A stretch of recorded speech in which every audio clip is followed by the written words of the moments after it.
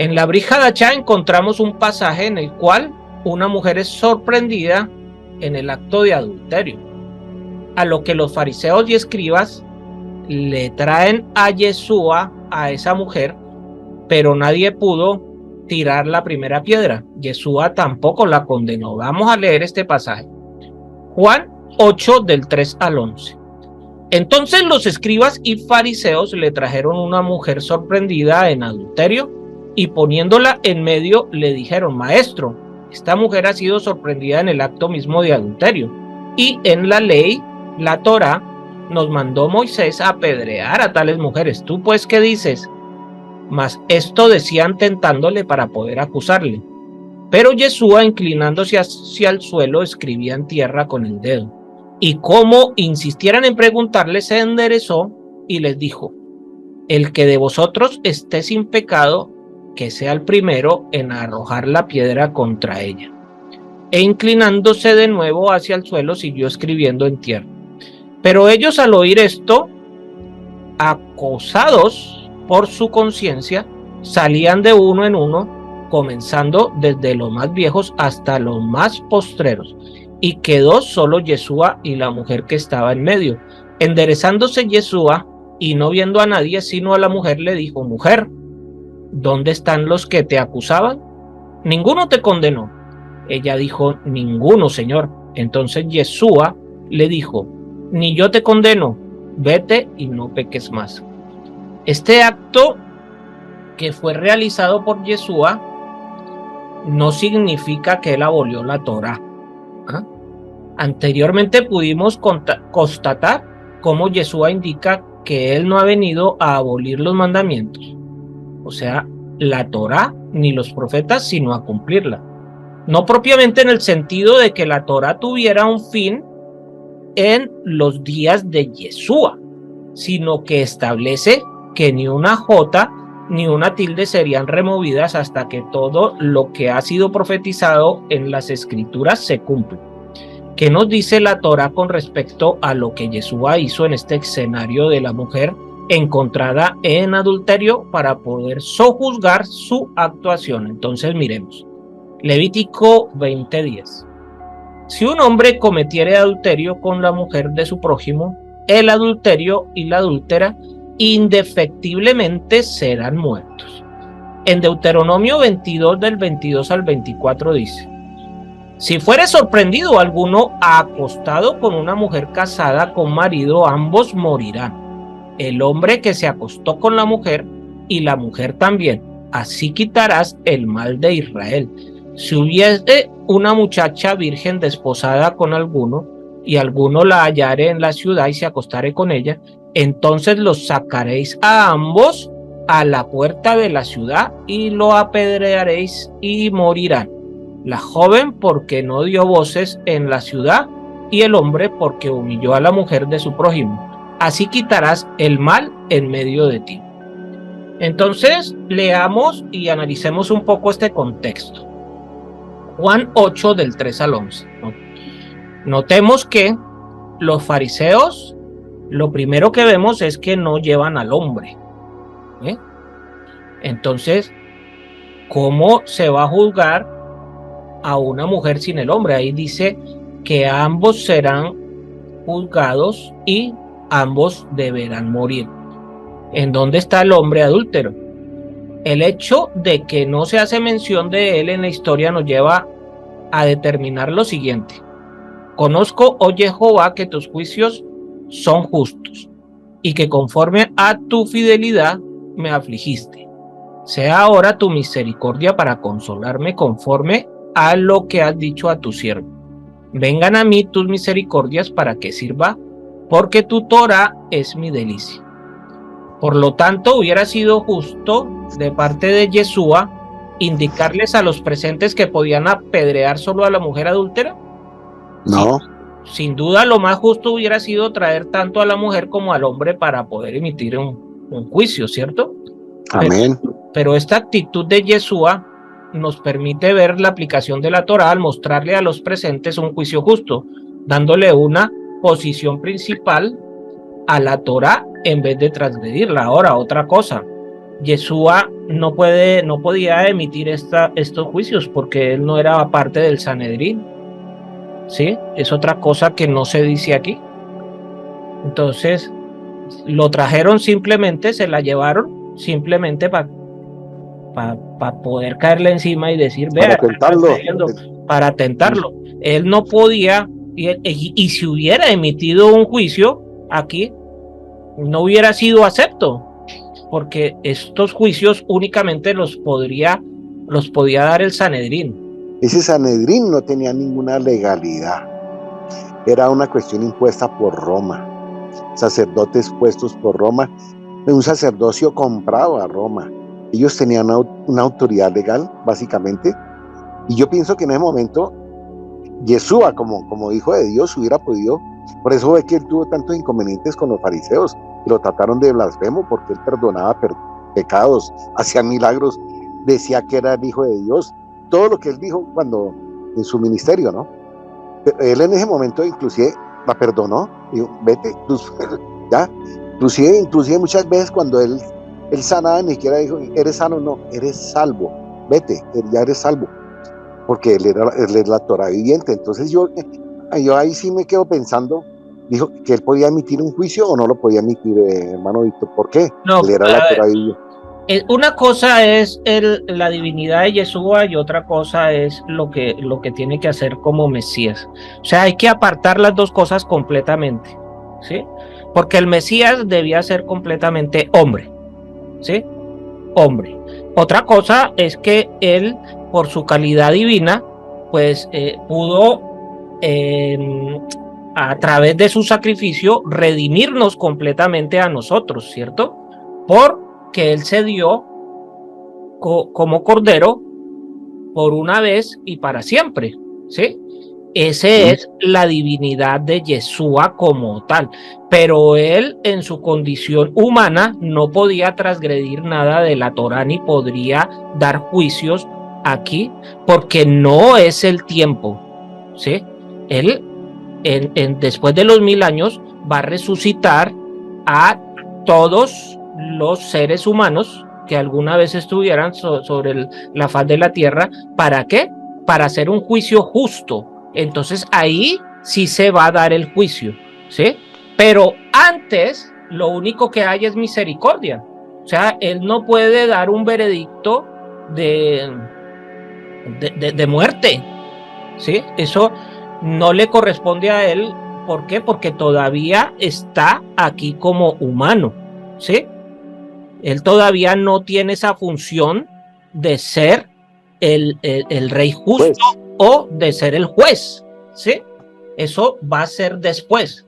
Entonces, por eso lo único que dice es perdónalos porque no saben lo que hacen. Ustedes, alguna vez él condenó a alguien, lo único que maldijo fue una higuera, ¿sí? Porque no estaba dando fruto.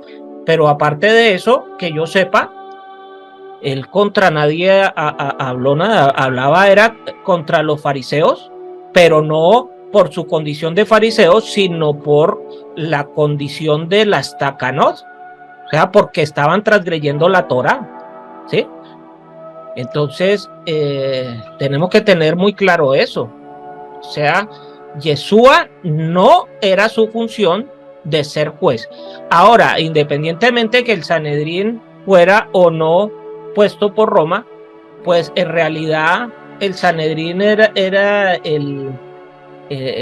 el tribunal para la época de los judíos. O sea, supuestamente, sí, entre comillas, el Mesías Yeshua fue culpado de qué? De decir que era Dios, ¿no? Blasfemia. De blasfemia. Y supuestamente por eso fue ejecutado, ¿cierto? Entre comillas, porque en realidad él mismo fue el que se dio a ser sacrificio, ¿sí? Ahí sí él hubiera podido quitarse, sí, porque él, ¿qué necesidad tenía si no quería de morir? Pero él quiso darse por cada uno de nosotros y porque era lo que el Padre le había dicho, ¿no? Entonces, si puedes, Padre, quita de mí este cáliz. Esas palabras que son, pero no se haga la voluntad mía, sino la tuya, ¿sí? Él, ahí vemos que era completamente humano en sus sentimientos, ¿sí? En sus sentimientos. Por eso también fue tentado, ¿ya? O sea, como el Hasatán como tal viene y va a tentar al mismo Dios. Él no sabía que era Dios. La verdad no se habla de eso en la escritura, o sea que yo no sé, ¿sí?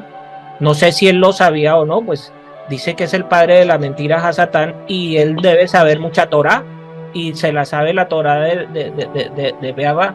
Entonces debía saber que estaba atentando al mismo cuerpo de Dios, al mismo cuerpo del Eterno, al Dios mismo, ¿sí? Entonces, es cierto, le decía, si en verdad eres el Hijo de Dios, arrójate está escrito está que los ángeles no permitirán que tu pie toque en tierra. Si en verdad eres el Hijo de Dios, haz que estas piedras se conviertan en pan. Él sí sabía. sí sabía. Entonces, ¿por qué lo tienta? O sea, porque sabe de su condición humana, ¿ya? Entonces, sí. De pronto al ser humano, pues me va a hacer caso, ¿ya? Pero sí. ¿Qué es lo que hace Yeshua? Lo reprende con la misma escritura, ¿ya? Escrito está. ¿Y dónde está escrito? Pues en la Torah, compa. En la Torah. Y es lo que nosotros debemos hacer. Ese es el meollo del asunto, mis hermanos. Debemos repeler al maligno con la Torah, con la escritura. Y Yeshua es la Torah viviente. Amén. Entonces, en el libro de Romanos, Pablo nos aclara cómo Yeshua restauraría el reino del norte. ¿Quién es el reino del norte? Nosotros, que al haber cometido el pecado de adulterio y haberse entregado la carta de divorcio, fue condenada a muerte por transgredir la Torah. O sea, nosotros fuimos condenados a muerte como reino del norte por transgredir la Torah. O sea, nosotros en este caso somos la mujer adúltera, ¿sí? Entonces, fíjense que esto tiene que ver con la mujer que la traen. ¿Dónde está el adúltero? ¿Por qué me la traen sola? ¿Ya? Romanos 7:4. Así también vosotros, hermanos míos, habéis muerto a la ley mediante el cuerpo del Mesías, para que seáis de otro, del que resucitó entre los muertos, a fin de que llevemos fruto para Dios. De esta forma, Yeshua también debía resucitar para ella, para la casa de Israel, porque junto con la casa de Judá deben ser un solo palo, porque Yeshua tenía que venir y morir por Israel. Si ellos hicieron lo que quisieron, y esa fue su condena de su desobediencia, o sea, la casa de Israel fue desobediente y adulteró, entonces debía morir. Deuteronomio 31:3 dice: sucederá que cuando hubiesen venido sobre ti todas estas cosas, la bendición y la maldición que he puesto delante de ti, y te arrepintieres en medio de todas las naciones a donde te hubiere arrojado Jehová tu Dios, y te convirtieres a Jehová tu Dios y obedecieres a su voz conforme a todo lo que yo te mando hoy, tú y tus hijos con todo tu corazón y con toda tu alma, entonces Jehová hará volver a tus cautivos y tendrá misericordia de ti, y volverá a recogerte de entre todos los pueblos a donde te hubiera esparcido Jehová tu Dios. Esa es la gracia, que pueden volver pese a que la Torah no lo permitía. Entonces, fíjense que aquí está la gracia, ¿sí? Cuando nos deja volver a Israel cuando no tenemos derecho de hacerlo, ¿sí? Por eso el Mesías, a través de su sacrificio, nos da pase libre para que nosotros vayamos a Israel. Aunque quisieran volver, la Torah no lo permite, que el hombre se vuelva a casar con su mujer si adulteró y se le dio carta de divorcio. Es un mandamiento natural Y ese es un mandamiento tanto para el Israel común como para Dios, como ese esposo e Israel su esposa. Es importante señalar que las bendiciones de la Torá estaban totalmente relacionadas con la obediencia a la misma. Por eso era que Yeshua tenía que morir, porque si él no hubiera muerto, habría adulterio. Ya él murió, ya estando muerto, se puede casar con Israel. Bueno, ahí hay otra cosa, porque a ver, eso son interpretaciones, las dan ciertos maestros, pero yo no sé en realidad de dónde sacan eso. O sea, en realidad el contrato estaba hecho, era con el padre, con la cabeza. Entonces, ¿qué tenía que ver si Yeshua moría o no moría? Pero son el mismo, son Sí, Ejad. sí, pero no es el mismo como tal en cuanto a que Yeshua está completamente bajo la voluntad del Padre. Y eso es evidente. Siempre él dice, yo no hago lo que mi Padre no me mande a hacer, ¿cierto? Entonces, Yeshua fue el que creó todo, pero bajo la voluntad del Padre, ¿sí? Él es el creador, pero no es el que decide. O sea, no es la cabeza como tal. Dice la Torá, dice el Evangelio que la cabeza del Mesías, ¿quién es? Es el Padre, ¿ya? ¿Sí? Entonces, por eso yo les he dicho de que sí, es la misma luz la que vino a este universo, pero es el cuerpo es el cuerpo en realidad, la parte de acción del mismo Padre, ¿sí? Pero la cabeza no la tiene Yeshua, la cabeza está siempre allá en los cielos. O sea, él solamente hace lo que el Padre le ordena, ¿sí? O sea, no puede hacer ni deshacer. Esa es la diferencia de lo que enseñan algunos maestros, que Yeshua podía hacer y deshacer aquí en la tierra, porque él es el mismo eterno. Entonces, si quiere legislar, legisla; si quiere juzgar, juzga; si quiere matar, mata; si quiere... No, eso no es así. Él se debe solamente al Padre, que es otra cosa. Entonces, siendo el mismo, sí, son el mismo porque son la misma esencia, pero uno es el cuerpo, es la acción, es lo que tenemos nosotros enfrente para poder comunicarnos con el Padre, ¿sí? Y otra cosa es lo que nunca ha salido de allá arriba porque nos destruye, ¿ya? Que es la cabeza, es el Padre. No sé si me hago entender ahí, ¿ya? Entonces, cuando... Claro, es que quería que la gente escucháramos eso, porque es que lo he escuchado muchas veces, eso del contrato, sí, que estaba hecho, pero que Yeshua tenía que morir para que no hubiera adulterio con Israel. No, pero está buena la aclaración, ¿ok? no, porque incluso cuando se hizo el contrato, Yeshua estaba como hombre. No, Yeshua era luz y estaba en su condición de divinidad, y todavía no tenía un cuerpo humano. Esto es básicamente por la misericordia, ¿ya? Esto es física y llanamente misericordia.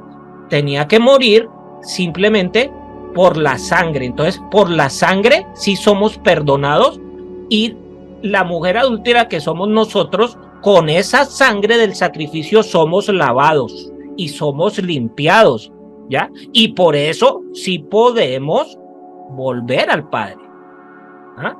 No porque Yeshua murió para ese pecado en especial, ¿sí? Porque ese es un pecado en especial, o sea, un pecado específico, pero él no murió solamente por ese pecado, ¿sí?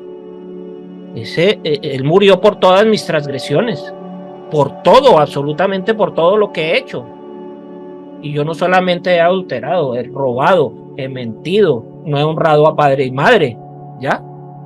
Muchas veces no celebré Shabbat, sino era a la iglesia católica a celebrar en los domingos, o a la iglesia cristiana a celebrar los domingos. Entonces él solamente no murió por ese pecado, ¿ah? Murió por mí para lavarme completamente, para lavar todas mis culpas, ¿no? No solamente el adulterio, ¿ya? Entonces no crean eso de que, no, que era que tenía que morir. No, él no tenía que morir por eso. Incluso cualquier otra cosa, también fuera del adulterio, me daría pena de muerte. El apartarme del Shabbat, el estar haciendo idolatría al dios Sol, eso me da pena de muerte, no solamente el adulterio. Bueno, entonces no crean eso, o sea, esos son, a ver, es que hay mucho maestro que escucha cosas y entonces ya porque se las dijo un judío o porque las dijo Michael Roux o porque las dijo el hermano Iván, entonces ya son ciertas. No.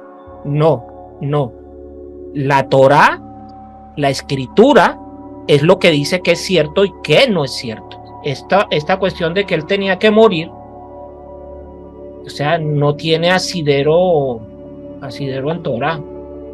O sea, que para que yo pudiera volver a Israel, sí, por eso es que yo puedo volver a Israel, porque ya soy completamente limpio y mi pecado también fue perdonado, pero no porque era el esposo.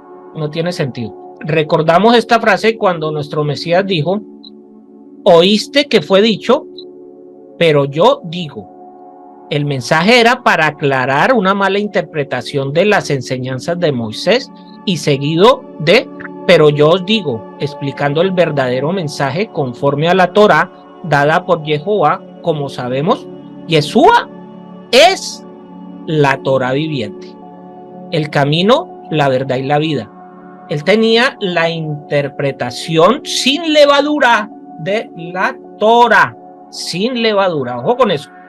Después del regreso del reino del sur o reino de Judá, la tierra prometida en el corazón del pueblo judío, estaba el agradar a Dios y no quebrantar sus mandamientos. Pero crearon leyes para evitar supuestamente invalidar la Torá, y estas leyes desafortunadamente les hicieron salirse del cerco de protección, y entonces por ahí se fueron todo el mundo. Entonces ahora yo les digo que los judíos ya no creen en la Torá. Ellos la citan y toda esta cosa, pero lo único que siguen son reglas de humanos. O sea, para ellos es más importante lo que dice un rabino que lo que dice la escritura. Esto no puede ser. Y esto sí es una crítica, ¿sí? No lo estoy diciendo ni como antisemita ni como nada, sino que yo lo viví estando dentro del mismo judaísmo ortodoxo, ¿sí? O sea, le da más valor a lo que se dice un Midrash, a lo que se dice un Talmud, que lo que está escrito en la misma Torah. Entonces esto es extremadamente grave, ¿no? Hasta fue la revelación del apóstol Pablo el que se supo comprender la diferencia entre las instrucciones de Jehová y las doctrinas de los mandamientos de hombres, que son las Takanot, como está escrito. Esto está en Colosenses 2:23. Tales cosas tienen a la verdad cierta reputación de sabiduría en culto voluntario, en humildad y en duro trato del cuerpo, pero no tienen valor alguno contra los apetitos de la carne. Debemos siempre recordar las palabras de Yeshua antes de caer en un tipo de legalismo. Dice él en Mateo 15:3. Respondiendo él les dijo: porque también vosotros quebrantáis el mandamiento de Dios por vuestra tradición. Entonces en la actualidad lo que tenemos nosotros son tradiciones, ¿sí? En la actualidad estas palabras van dirigidas a toda religión que no sigue las enseñanzas conforme a la Torá y al testimonio del Mesías. No le añadamos ni le quitemos. Todo lo creado por Dios es perfecto. No requerimos de nada más. Nuestra evidencia de que no existe otra ley la vemos en este pasaje de Deuteronomio 31 del 24 al 26. Y cuando acabó Moisés de escribir las palabras de esta Torá en un libro hasta concluirse, dio órdenes Moisés a los levitas que llevaran el arca del pacto de Jehová, diciendo: tomad este libro de la ley o la Torá y ponedlo al lado del arca del pacto de Jehová vuestro Dios, y esté allí por testigo contra ti. En las escrituras del Nuevo Testamento encontramos ciertos versículos en que se aparenta decir que Pablo está en contra de la ley. Él manifiesta que lo están acusando falsamente hasta de ir en contra del mandamiento del Shabbat. En el libro de los Hechos vemos que lo acusan de supuestamente prohibirles a los creyentes circuncidarse o circuncidar a sus hijos, de enseñar a no guardar el Shabbat, las fiestas del Creador, y que no guarden los mandamientos, pero esa es una acusación falsa. Si realizamos un análisis de las palabras de Pablo, por un lado, donde en apariencia está en contra de la ley, pero por el otro lado tenemos a Yeshua, que sí obedece la ley, instruyendo completamente lo contrario, guardar sus mandamientos para ser llamado grande en el reino de los cielos. En mi opinión, mi humilde opinión, ¿quién tiene más peso en sus palabras? Pues Yeshua. Yeshua tiene más, o sea, él nunca habló contra la Torah, pero están haciendo esto y dicen esto para justificar la abolición de la Torah. Veamos lo que dice 2 de Pedro 3:15 al 16. Y tened entendido que la paciencia de nuestro Señor es para salvación, como también nuestro amado hermano Pablo, según la sabiduría que le ha sido dada, os ha escrito, casi en todas sus epístolas, hablando en ellas de estas cosas, entre las cuales hay algunas difíciles de entender, las cuales los indoctos e inconstantes tuercen, como también las otras escrituras, para su propia perdición. Asimismo, Pablo en el libro de Romanos manifiesta que él está hablando a aquellos que conocen la Torah. Romanos 7:1. ¿Acaso ignoráis, hermanos? Pues hablo con los que conocen la Torah, que la ley se enseñorea del hombre entre tanto que éste vive. Es decir, le estoy hablando a los que conocen la Torah, pero en la cristiandad este versículo es pasado por alto, o no entendemos lo que se está diciendo, y queremos interpelar las escrituras de una manera grecorromana, dándole un sentido de que la Torah está abolida, lo cual es completamente erróneo a la luz de las escrituras. Irónicamente, el Tanakh, ¿sí?, que es la Torah, los Nevi'im, que son los profetas, y los Ketuvim, los escritos, terminan diciendo en Malaquías 4:4, acordados de la Torah de Moisés mi siervo, al cual encargué en Horeb ordenanzas y leyes para todo Israel. Esto es, recuerden, no se les olviden los mandamientos, no se les olvide la Torah, la ley de Jehová. Comúnmente en la cristiandad pasamos la página hacia el nuevo pacto y entonces ya olvidamos lo que dijo Malaquías. Queda en el olvido junto con todo lo que dijo Moisés en la Torah.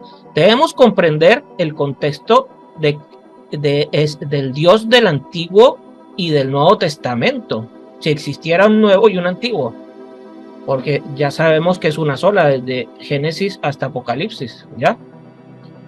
Y esto es que Jehová no cambia. Salomón mismo, al final de su vida, siendo el hombre más sabio según las escrituras, nos deja esta importante cita, Eclesiastés 12:13. El fin de todo el discurso oído es este: teme a Dios y guarda sus mandamientos, porque esto es el todo del hombre.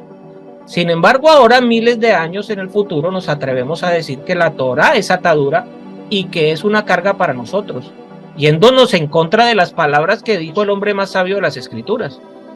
En muchas ocasiones la gente confunde con estas palabras de Yeshua cuando responde a la pregunta, ¿cuál es el gran mandamiento en la ley?, cuya respuesta se basa en el Shema Israel de Deuteronomio 6:4-9. Mateo 22:36 al 40. Maestro, ¿cuál es el gran mandamiento en la Torah? Yeshua le dijo, amarás a Jehová tu Dios con todo tu corazón y con toda tu alma y con toda tu mente. Este es el primero y grande mandamiento. Y el segundo es semejante, amarás a tu prójimo como a ti mismo. De estos dos mandamientos depende toda la Torah y los profetas. Entonces, fíjense que en la Torah hay 10 palabras, ¿sí?, que es un resumen de amarás, de lo que dijo Yeshua en este pasaje. O sea, los primeros 4 mandamientos o palabras están expresamente ligadas al servicio del Padre, y los otros 6 están ligados al servicio del prójimo. Entonces aquí es donde dice, amarás al Señor tu Dios y amarás al prójimo. Fíjate, el primero, no tendrás dioses ajenos delante de mí. Segundo, no te harás ninguna imagen ni te inclinarás a ellas. El tercero, no tomarás el nombre de Jehová tu Elohim en vano. El cuarto, acuérdate del Shabbat para santificarlo. Este es el que ha sido más adulterado. De aquí en adelante, todos son para el prójimo. Honra a tu padre y a tu madre. Sexto, no matarás. Séptimo, no cometerás adulterio. Octavo, no robarás. Noveno, no darás falso testimonio. Y décimo, no codiciarás.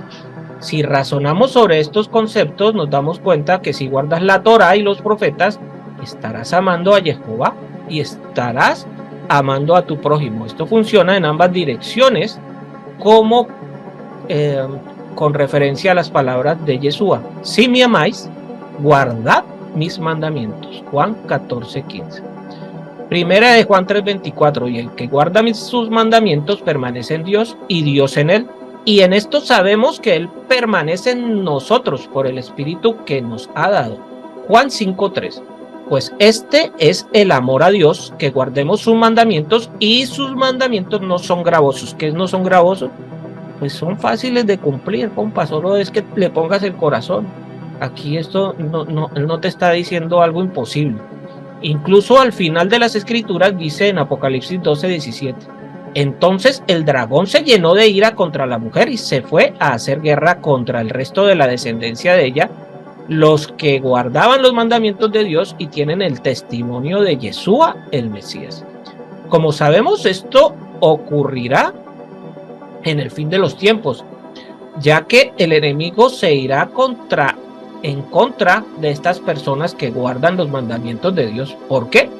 Porque están haciendo lo correcto ante Jehová. Si no estuvieran haciendo lo correcto, no serían un peligro para el enemigo.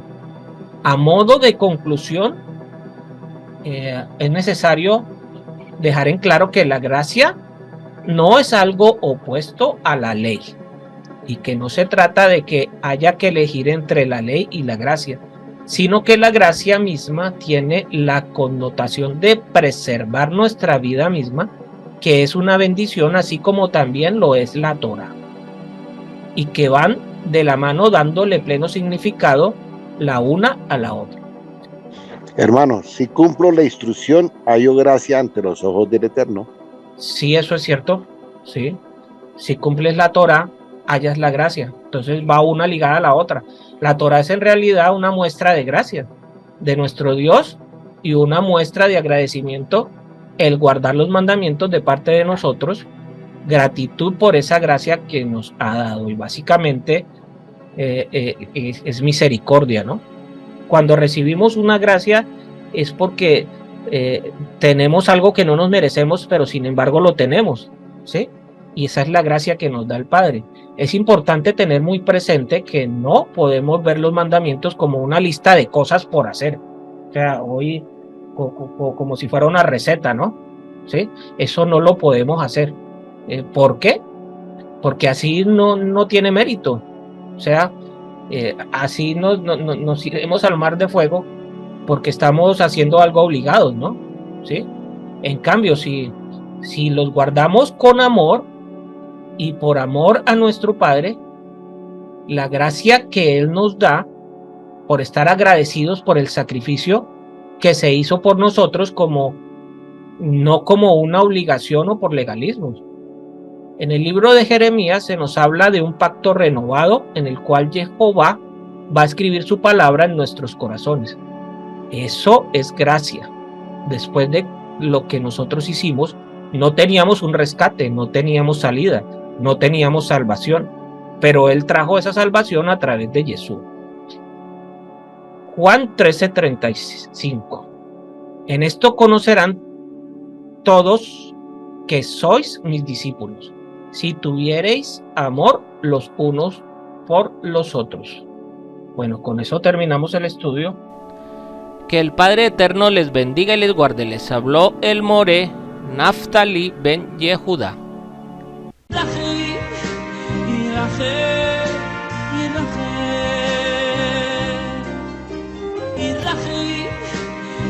nacer y en la fe.